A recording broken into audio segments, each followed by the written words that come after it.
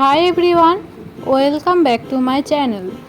আজ আমি তোমাদের সাথে শেয়ার করব চিকেনের রেসিপি। এই রেসিপি তৈরি করার জন্য প্রথমে আমি এখানে নিয়েছি টমেটো ও ধনেপাতা কুচি, তারপর নিয়েছি পেঁয়াজ কুচি, এরপর নিয়েছি আদা বাটা ও জিরে বাটা, তারপর এখানে নিয়েছি 500 গ্রাম মাংসগুলো আমি ভালো করে ধুয়ে ও পরিষ্কার করে রেখেছি। এরপর আমি এর মধ্যে দিয়ে দেবো পেঁয়াজ কুচি, তারপর দেব আদা ও জিরে বাটা, রসুন বাটা, এরপর দিয়েছি পরিমাণ মতো হলুদ গুঁড়ো, তারপর দিয়েছি পরিমাণ মতো লঙ্কার গুঁড়ো, তারপর দিয়েছি স্বাদ অনুযায়ী লবণ, এরপর এর মধ্যে দিয়েছি পরিমাণ মতো সরষের তেল। এরপর আমি সব উপকরণ দিয়ে বেশ ভালো করে মাংসটা মাখিয়ে দেব।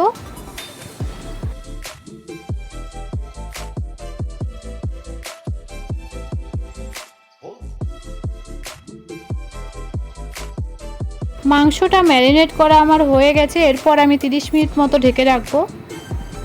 এরপর একটি কড়াইয়ে দেব আমি পরিমাণ মতো সরষের তেল।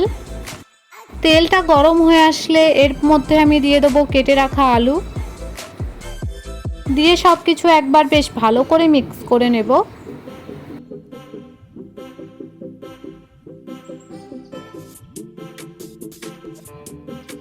এরপর আমি এর মধ্যে দেব স্বাদ অনুযায়ী লবণ, তারপর দেব পরিমাণ মতো হলুদ গুঁড়ো, দিয়ে সব কিছু আবারও একবার বেশ ভালো করে মিক্স করে নেব।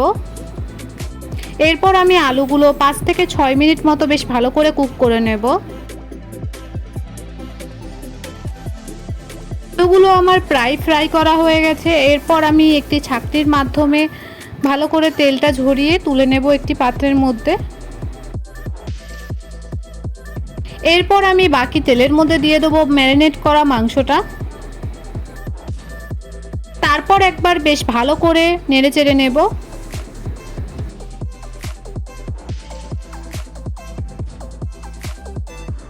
এরপর আমি এর মধ্যে দেব অল্প পরিমাণ মশলা ধোয়া জল, তারপর আবারও একবার সব কিছু বেশ ভালো করে মিক্স করে নেব। এরপর আমি 6 থেকে 7 মিনিট মতো মাংসটা কষিয়ে নেব।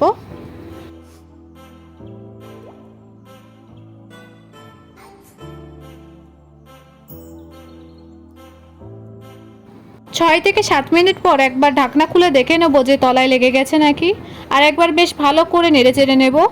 না হলে তলায় লেগে যেতে পারে, তাহলে টেস্টটা ভালো আসবে না। বারবার চেক করে নেবে। এরপর আমি আবারও 6 মিনিট মতো কষিয়ে নেব।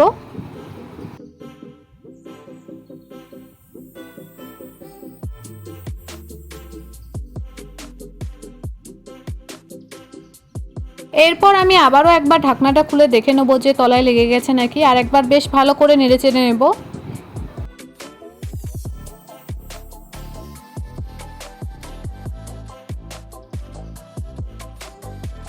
এরপর আমি এর মধ্যে দিয়ে দেবো ভেজে রাখা আলুগুলো।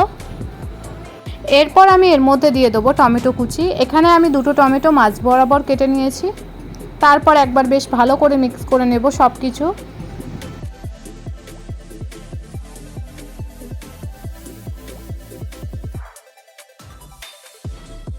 এরপর আমি আবারও 3 থেকে 4 মিনিট বেশ ভালো করে কষিয়ে নেব।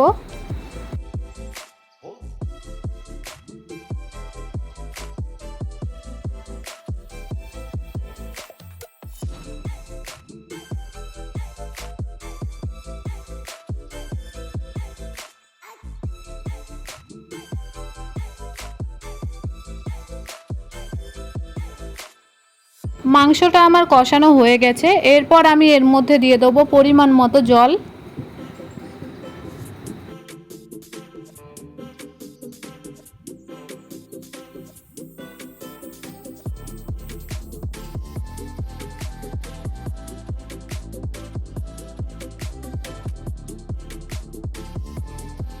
তারপর আবারও 4 মিনিট মতো সিদ্ধ করে নেব।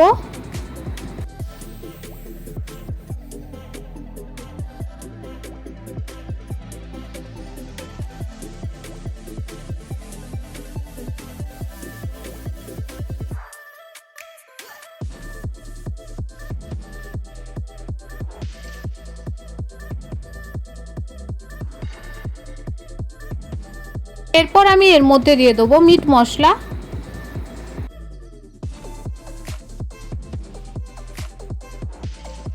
তারপর আবারও 1 মিনিট মতো ফুটিয়ে নেব।